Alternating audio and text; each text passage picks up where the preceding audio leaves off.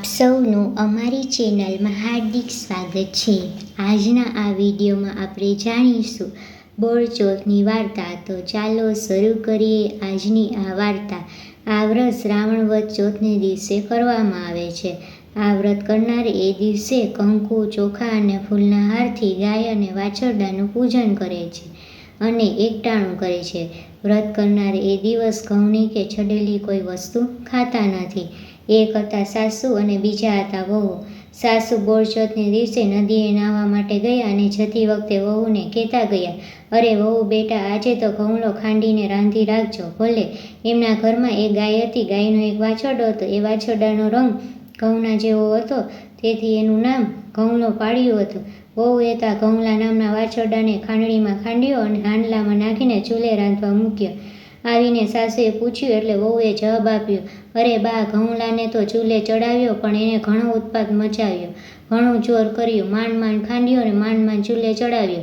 આ સાંભળી સાસુના પેટમાં ફાળ પડી અને લાગ્યું કે ચોક્કસ વહુએ ગાયના ઘઉંલાને ખાંડીને રાંધી નાખ્યો છે, એને સમજફેર થઈ છે। સાસુએ જ્યારે સાચી હકીકત જાણી ત્યારે આભી જ બની ગઈ।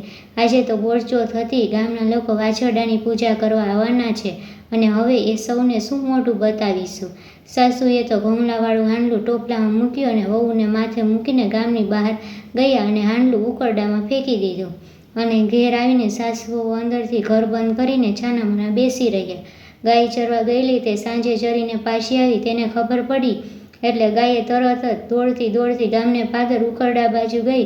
ઉકરડામાં જઈને એણે હાંડલામાં સીંગનું માર્યું એટલે તરત જ હાંડલું ફૂટી ગયું અને એમાંથી વાછરડો કૂદીને ઊભો થયો। વાછરડો ગાયને ધાવા લાગ્યો। આ બાજુ બધા વાછરડાને પૂજવા માટે સાસુ વહુને ઘેર આવ્યા તો ઘર અંદરથી બંધ। બધાએ બારણું ખખડાયું પણ ઘર અંદરથી ઉઘડે નહીં।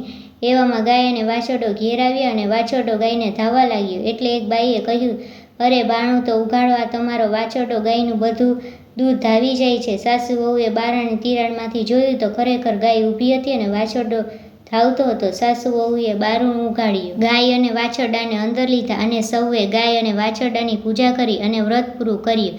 દર વર્ષે બોળચોથનું વ્રત કરવું। એ દિવસે વ્રત કરનારે દળવું પણ નહીં અને ખાંડવું પણ નહીં।